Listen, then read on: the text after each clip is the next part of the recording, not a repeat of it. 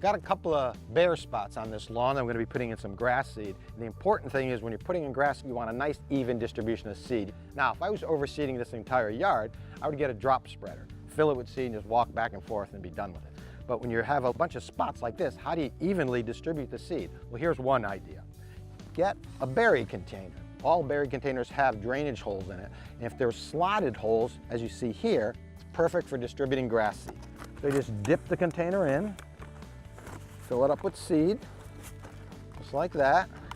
And you'll see, if you just shake it gently over the soil, look at that. How perfect is that?